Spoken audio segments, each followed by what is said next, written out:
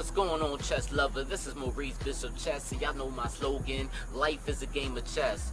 If y'all looking at my content for the first time, and you're the one that want to get better in chess, whether it's opening, middle game, or end game, or maybe on my channel because you want to be entertained with the live bullet and blitz games that I play online, or maybe you want to find out not only how to be successful on the chessboard, but also successful in life. If this is you, make sure you hit that notification bell on, and also don't forget to hit the subscribe button. And guys, if you have any questions and any content that you want me to share, make sure you drop that comment below and I will give you the content that you requested. Without further ado, let's actually get right to this video. Alright guys, peace!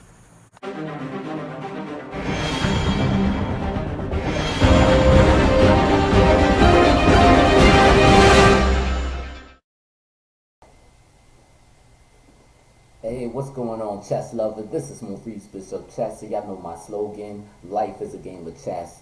Guys, I got a beautiful game to show y'all. This was lovely, guys. And I have a new secret black lion technique that I actually want to share with y'all. So without further ado, let's actually get started.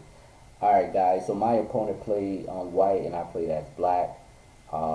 The game goes G3, E5, Bishop G2, D6, C3, Knight B to D7. He goes D3, and I go C6. And like I said, guys, this is for all y'all that watch my videos, the Black Lion. You know, it's always the same setup, right?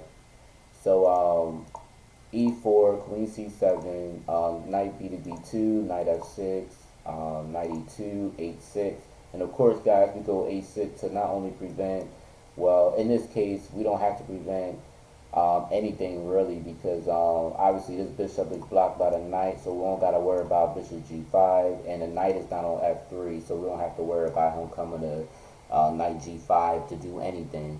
But the whole point, of course, guys, with h6, we want to do a pawn storm with g7 and g5, you know, to get a kingside attack. That's how we usually do. So white castles, and I go g5 automatically. Also, guys, I do this because again, I am also preventing I mean, he could still do it, he could still go f4, but again, he is going to have some weak squares on e3.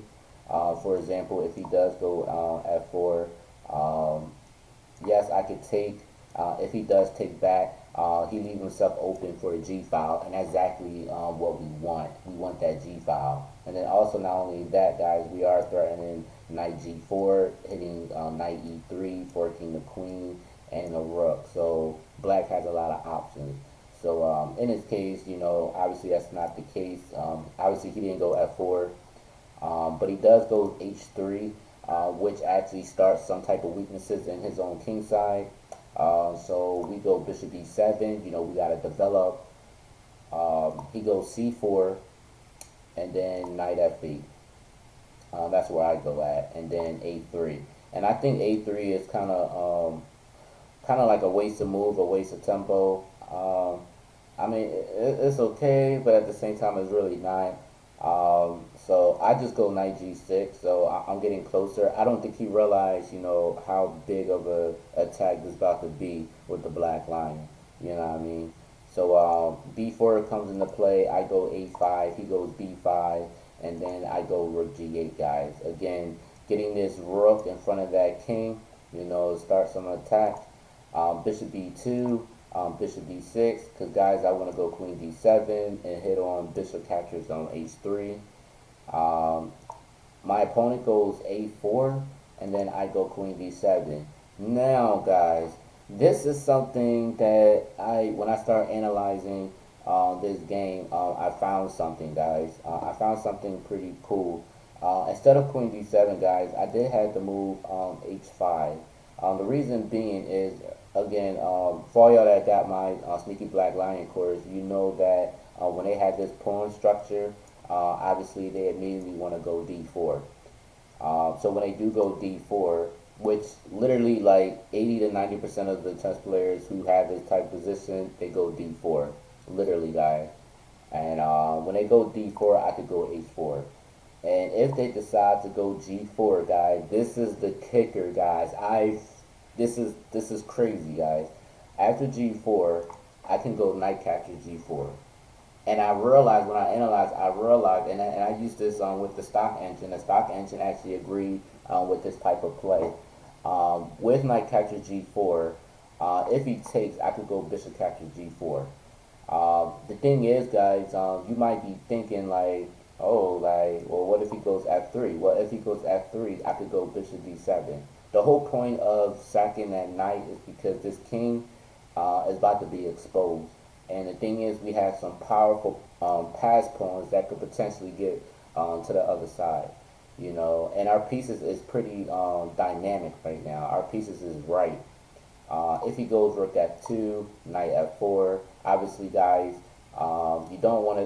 White doesn't want to go knight captures f4 because you pretty much close up the position, but also you leave yourself open for the rook g file and maybe threaten stuff like h3, getting our pass pawn, which is like the biggest thing, which is what we want.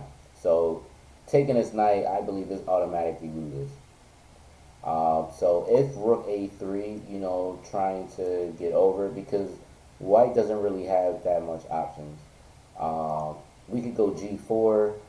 If f captures g4, bishop captures g4. As you can see, the knight still can't move because the bishop is pinning this knight. If this knight moves, he's going to lose the queen.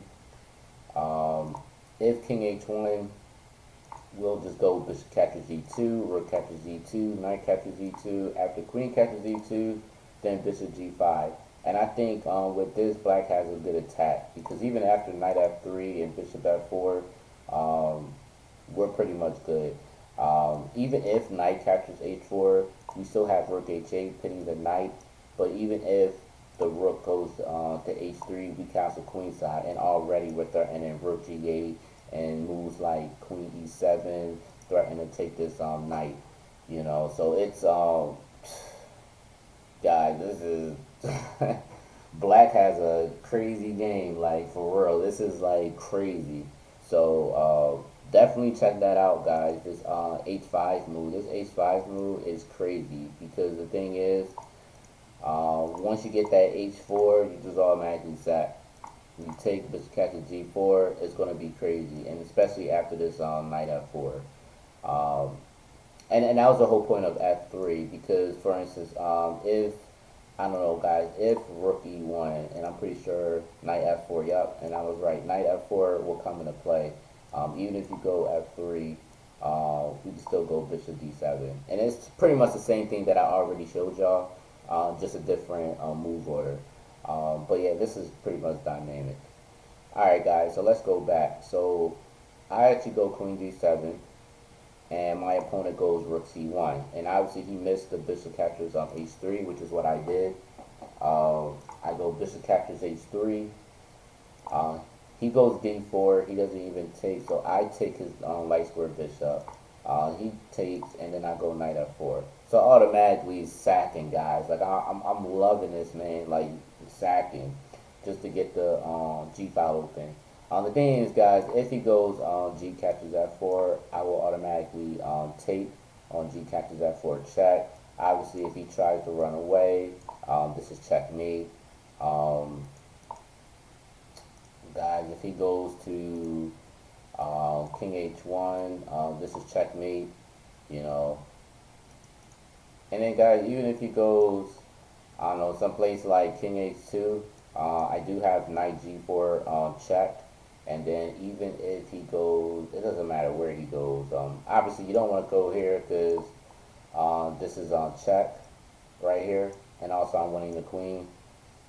But, guys, even if he goes king h1, it doesn't even matter because I still go knight e3, winning the queen. And it's not even just winning the queen, it's just threatening checkmate right here. And this is kind of like unstoppable. This is just black automatically wins this. So yeah, guys, so that's what I did. That's why I go knight f4. So when I went knight f4, my opponent actually goes, he goes g captures f4, I go g captures f4 check, and I'm thinking he's going to do another move, but he actually goes knight g3 check. I mean, not knight g3 check, but just knight g3. He blocks it. So I was like, alright, so what can I do here? I was like, this got to be losing. So I actually go Fkg3. But guys, what I found out, guys, I didn't even have to do that at all. I didn't have to do Fkg3. I could have went knight g4. This is another move, guys, for y'all to look at. I never had nobody, I don't think I ever had nobody play knight g3 before. So this was like the first. This was definitely the first. So this was new. But yeah, guys, I could have just went knight g4. And the whole point of knight g4, guys, is if he goes queen e1, I do have knight e3 check. The whole purpose of knight e3 check, guys, is if he takes, then I have rook capture g3 check. If king f2, then I have queen g4. As you can see, I'm threatening checkmate right here on rook g2 checkmate. If rook g1, then I have bishop h4. And obviously, guys, this is white is just totally like lost in this position right now. I mean, yeah, white. I said white is totally lost in this position right now, and black is pretty much this is just a one game for black. Simple as that.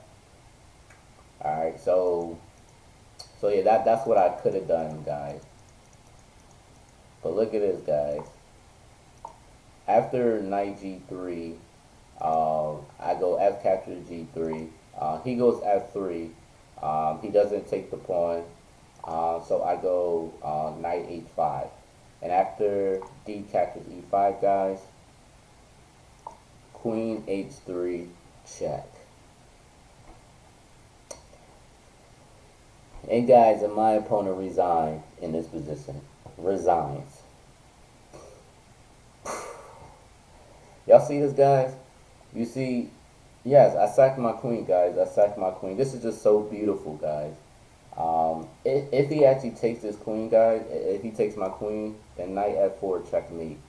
How crazy that is, guys. How crazy that is. Knight f4 checkmate.